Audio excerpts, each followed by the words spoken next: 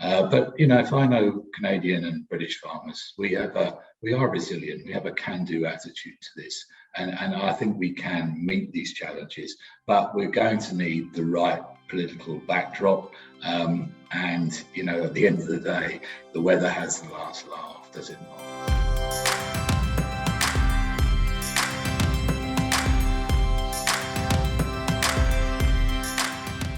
Hi everyone, it is my pleasure to welcome you to Season 2 of Fireside Chats with Erin. I'm your host, Erin Garlock. I'm going to start off by thanking everyone listening and watching for your support of our podcast.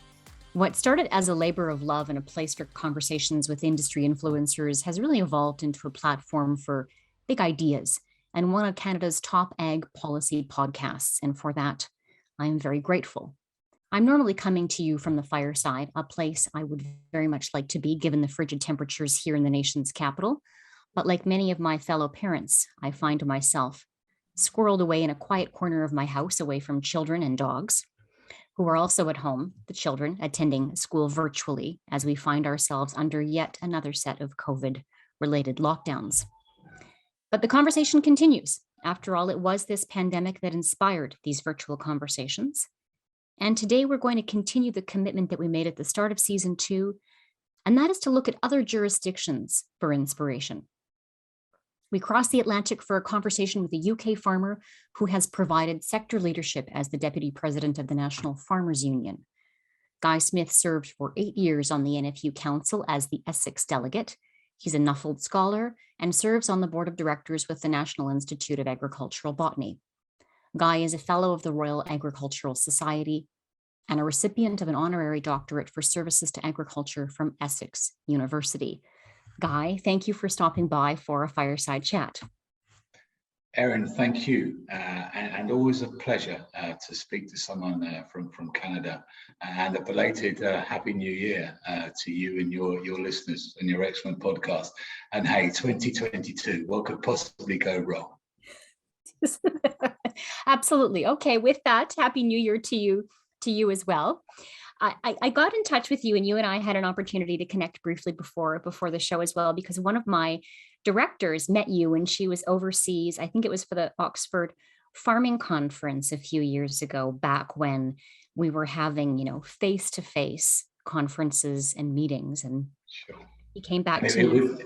It was nice to see Alison, and I sort of knew Alison by good old Twitter. As I thought, I always like to keep an eye on what's going on in Canada because it has this special place in my heart. My grandfather, who was born more or less where I sit now, as a 19-year-old, he went out and took a quarter section of raw prairie in Saskatchewan. And to say he must have had a raw, tough time when he was just a young lad in Canadian winters in makeshift cabins, living off prairie turkey, it's a heck of a story. And whenever I feel a little bit challenged about life or things aren't going right, I just think of my grandfather out on that Canadian prairie and realize, hey, my problems don't amount to anything. Thank you for that Canadian connection. Yes, I can relate somewhat to that, given some of the harsh weather that we've had across the prairies now moving into Eastern Canada this winter. It has been a bitter cold winter for many of our listeners across Alberta, Saskatchewan, and Manitoba. As I mentioned at the top during my introduction, you served as the Deputy President of the UK National Farmers Union, and it was during your tenure the organization made a pretty bold commitment. I think that was in 2019, and that was to reach net zero greenhouse gas emissions for the whole of agriculture in England and Wales by 2040. Why did the union and its members feel it was important to support the UK government's commitment to reach that target by 2050? And why did you feel you could do that 10 years sooner? I think the office holders, the President, Minette Batters, and myself, we felt that possibly the conversation was slipping away from us, and we needed a better seat in the conversation. We felt that agriculture was being framed as a big part of the problem, where we wanted it to become seen as a big part of the solution. So we felt that if we tried to seize some moral high ground by saying we felt we could get to net zero by 2040, then we could take the initiative.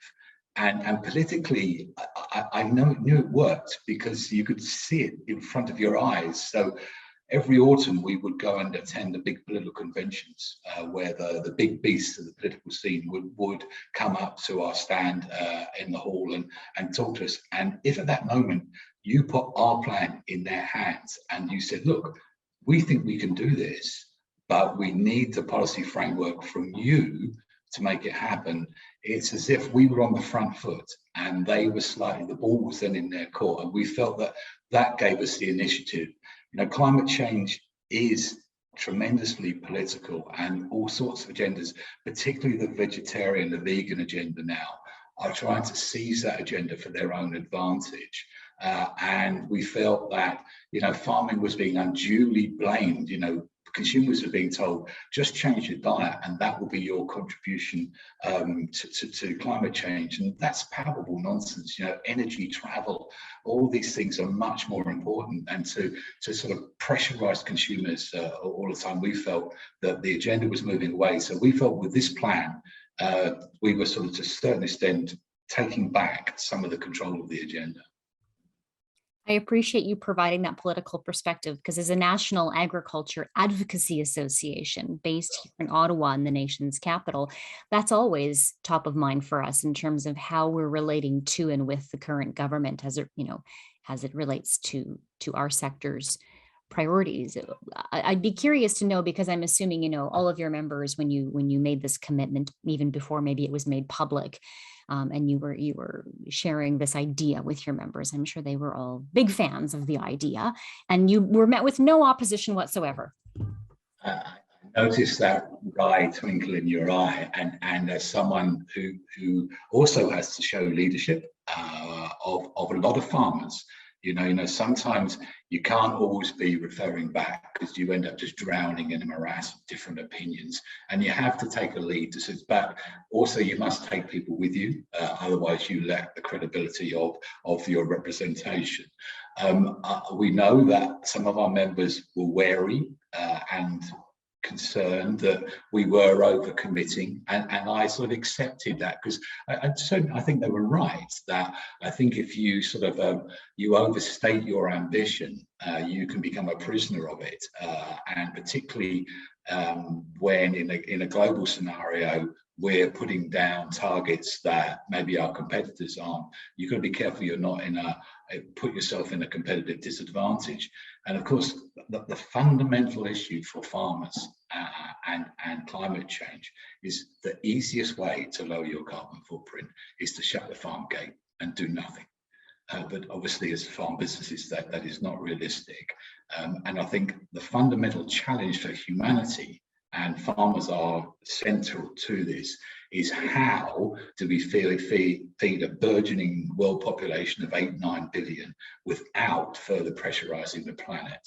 And there's a balance between those two. And there aren't easy answers to this, but I think it's imperative for farmers to try and grasp the agenda before someone takes it away from them. I appreciate that. What did it take in your view then? You talked about bringing some of your members along with you. What did that process look like? How did you get them to a point where, as a union, you were comfortable making a public commitment?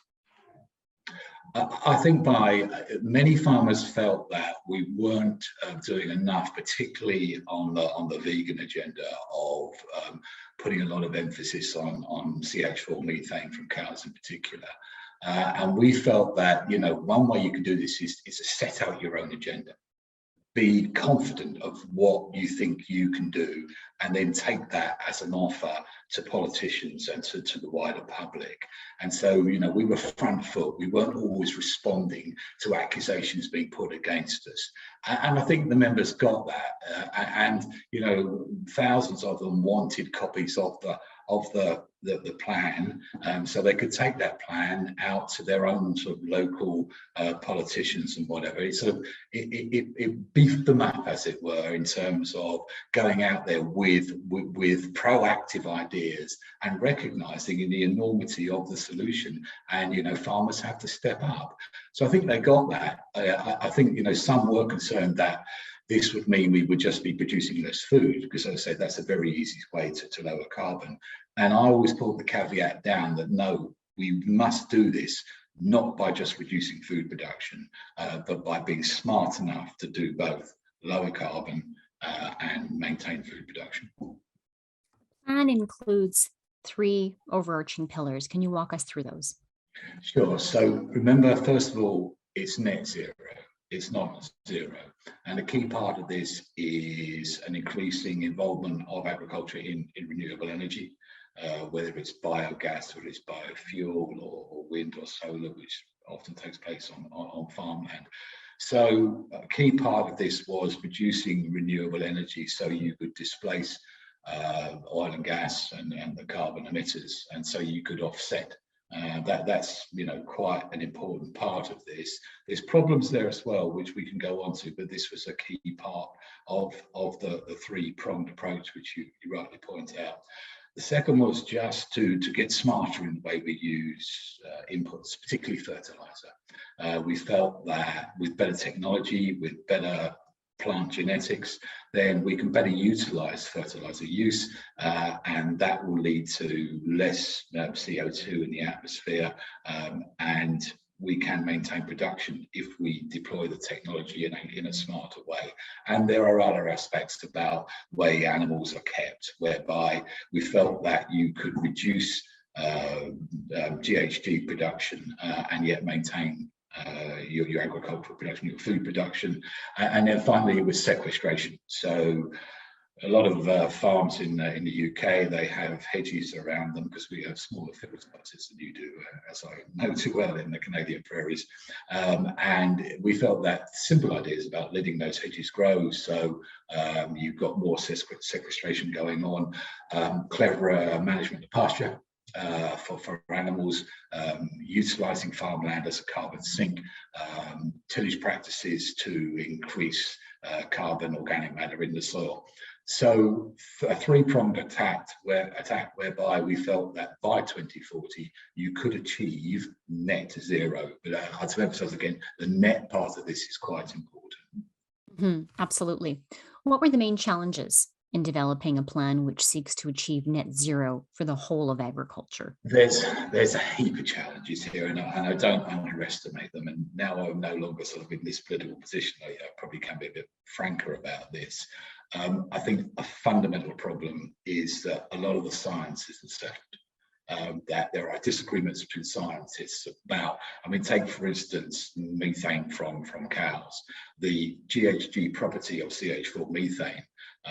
Some scientists think that it is weighted much higher than others. So it depends on which analysis you take, which scientist you go to. So the fact that science isn't settled is very confusing. The fact that you get a lot of pressure groups now trying to bring their agenda into the climate change argument, I think also muddies the water to a certain extent.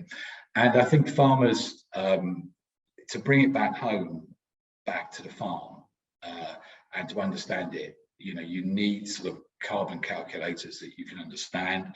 And I think the last count, there's about 60 or 70 different ones out there which give you different results.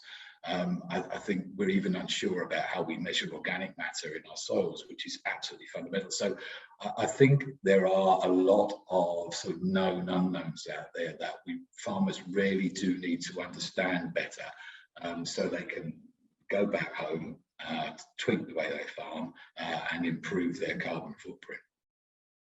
What, if any, barriers, Guy, have you considered with respect to whether or not the plan can achieve its intended objectives? Well, the first thing is you have to have the right policy framework to support it. The NFU farmers, we can't do this on our own.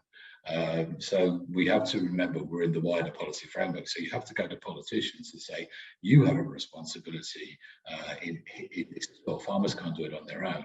So we need the right policies.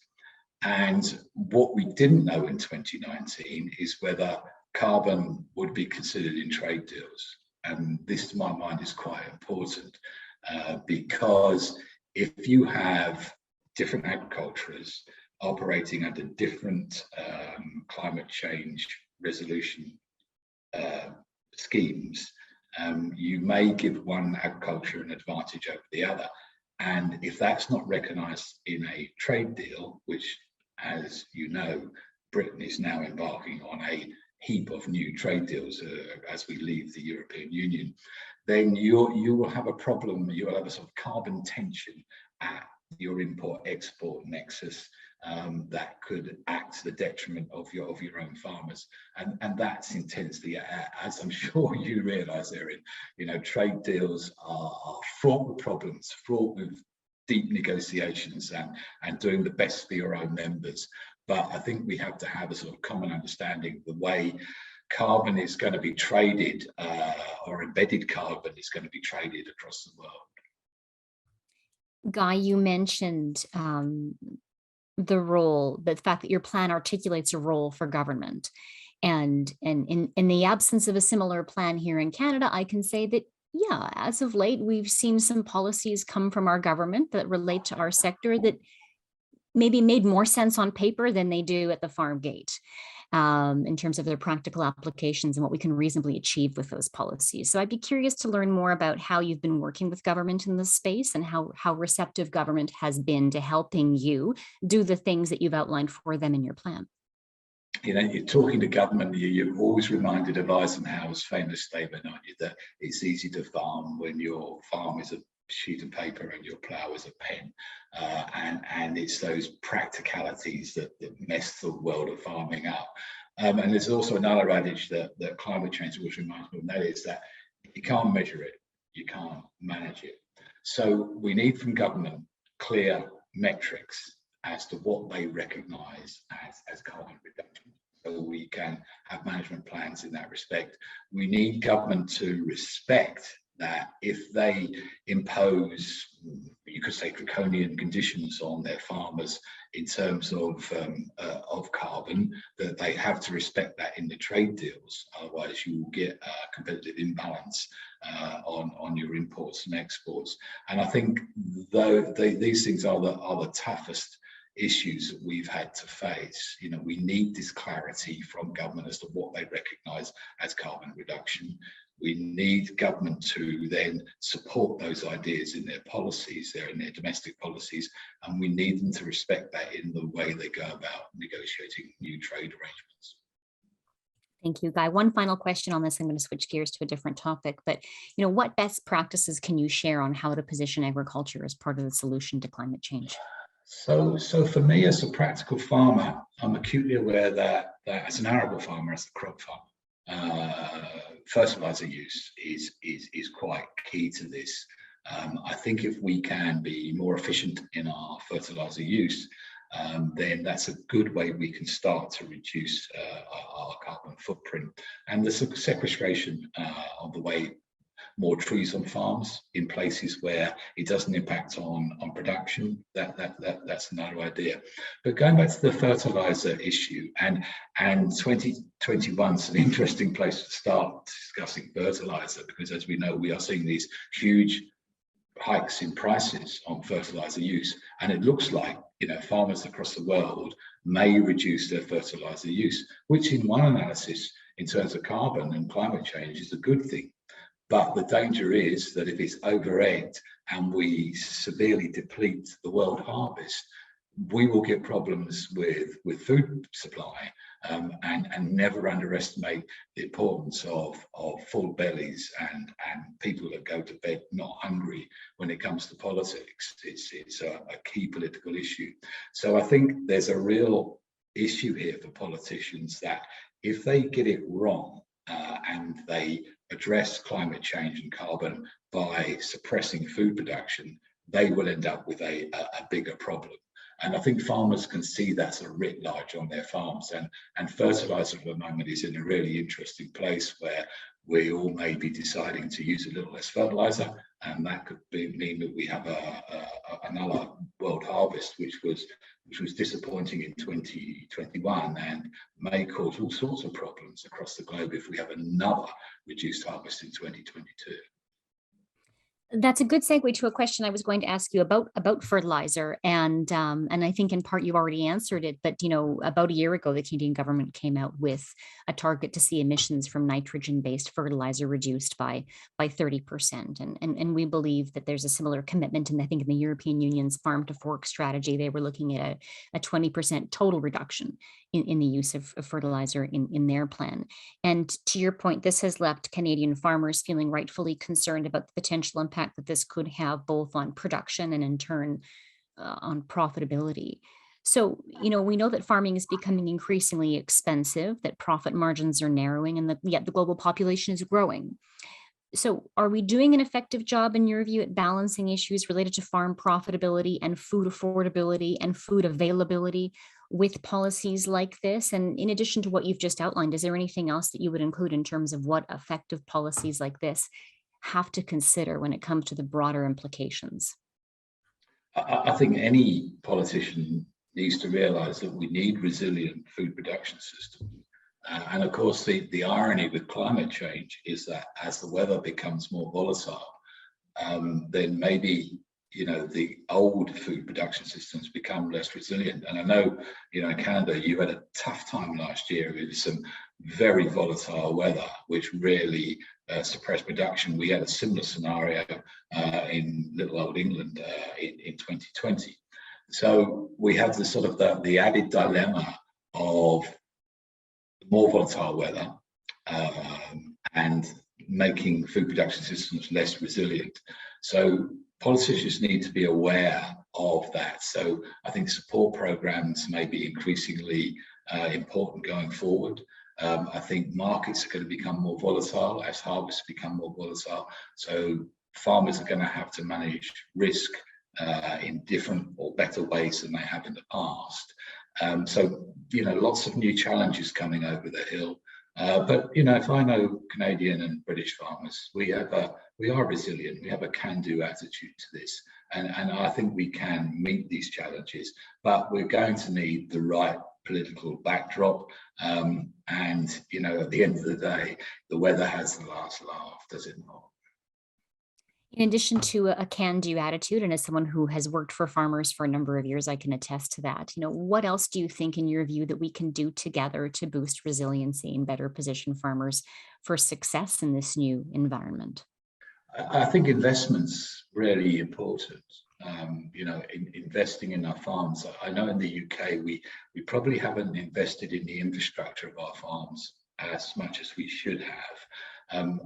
You can't change the weather, but you can mitigate the impact adverse weather has on your farm. Drainage is a good example. Irrigation is another good example in dry times. So I think having enough profitability in the farm sector to invest back into our farms is really important in the face of climate change. I think investment in genetics, in plant breeding is really important. Hey, look, if we could put a nitrogen fixing gene into cereals, we could cross the legumes with the cereals. That would have a huge impact on fertilizer use and carbon. And so, plant breeding technologies, I think, are the answer. I'm a great believer that, we are clever monkeys, and technology and engineering are our way out of the big problems we face. But we need every tool in the box, and it slightly concerns me that in the UK we have a sort of skeptical attitude to genetic modification, or even GE, or genetic engineering, moving the same genes around in the same plant.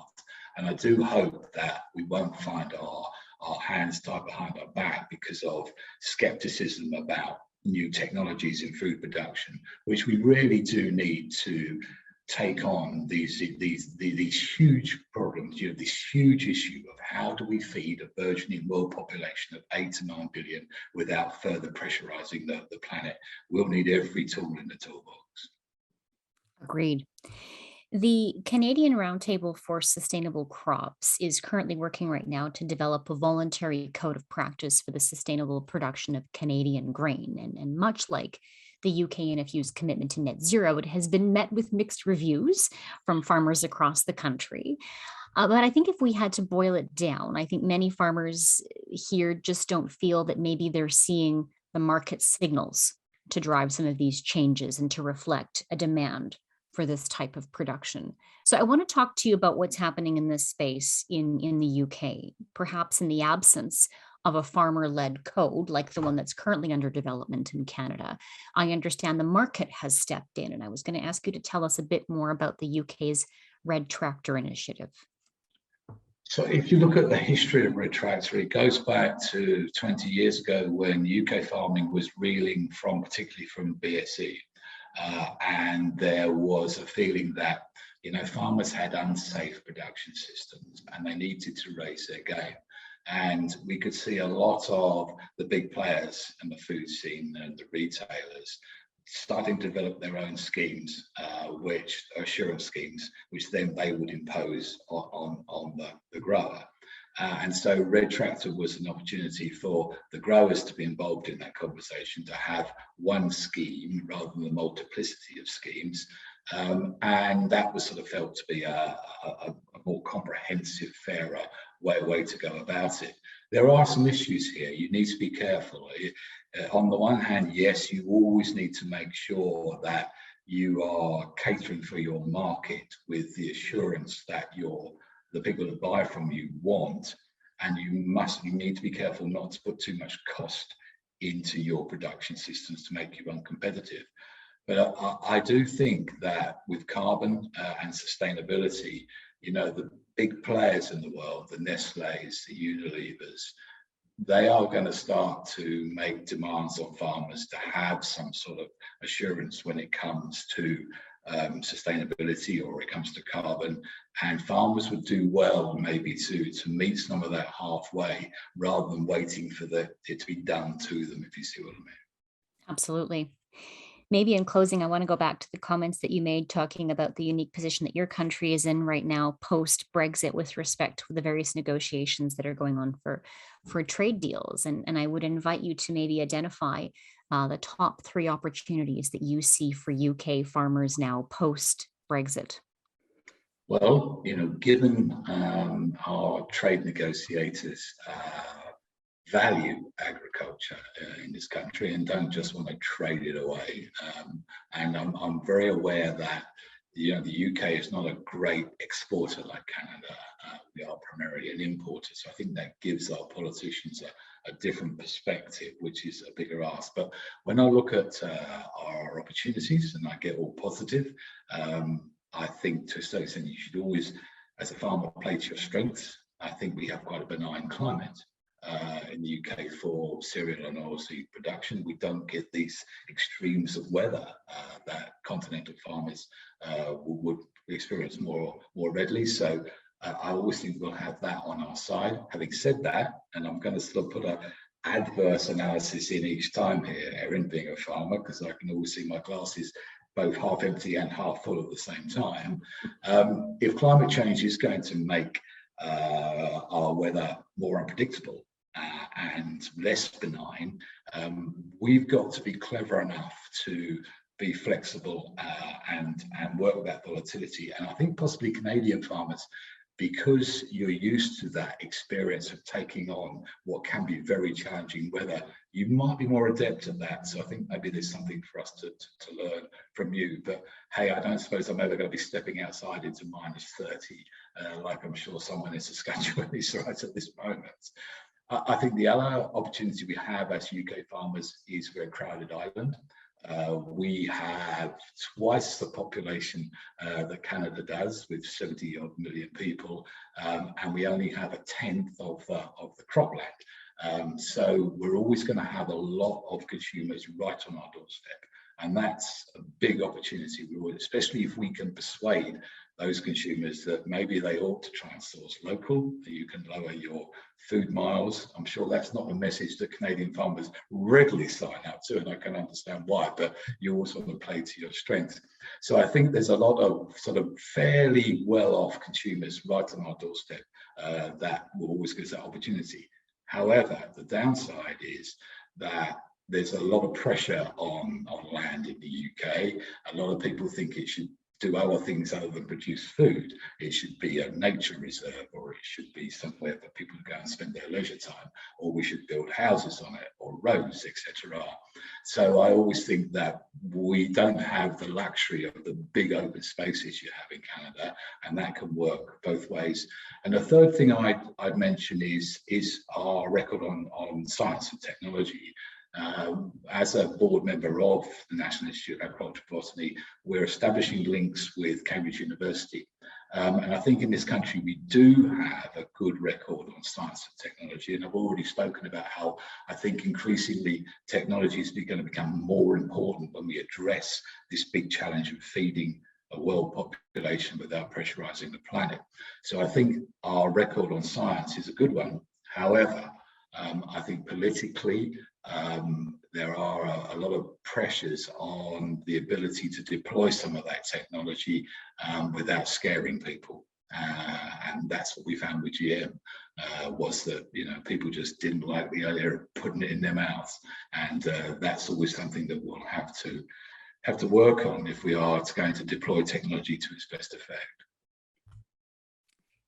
Thank you. I know some of us have spent a little more time watching TV now under the pandemic circumstances, and a lot of us are becoming increasingly familiar with what it is like to farm on your side of the Atlantic through Jeremy Clarkson has his new show, Clarksons Farm. I don't know if you have any perspective on that. We're all keenly awaiting the second season. It's good for a laugh anyway, but it's one that I've enjoyed. It provides. Jeremy Clarkson is the best farmer that Britain has ever had. He really is. I can't say any more about it. That's the perspective you'll share with me on that. Excellent. Well, it's good for a laugh anyway. So we'll look forward to the second season of that. To what extent it provides an accurate picture of what's going on over there. I may have to come and visit you myself one day when that's in fact something we can do again. But in the interim, it has been a real pleasure hosting you on our show, Guy. Erin, a fireside chat with you 5,000 miles away is a delight. And I hope, let's all hope we can all move back to more normal times when we can go back to meeting people face to face and have that human contact that we really do need to go back to that. We need it, and we'd love to see you here. We'd love to have you come. I'd love to come. I've been to Ottawa. It's a great city. I enjoyed it immensely, and I'd love to show you around my little patch in southeast England. It would be great to see you on farm. Excellent. Well, I think I might take you up on that offer. So let's stay in touch, shall we? Let's do that. Excellent. And thank you, everyone, for listening to another episode of Fireside Chats with Erin. We will be back in a few weeks' time with another special guest. In the meantime, if you want to stay up to date with all things GGC, please follow us on Twitter at Grain Growers or on Instagram at Canada's Grain Growers. Until then.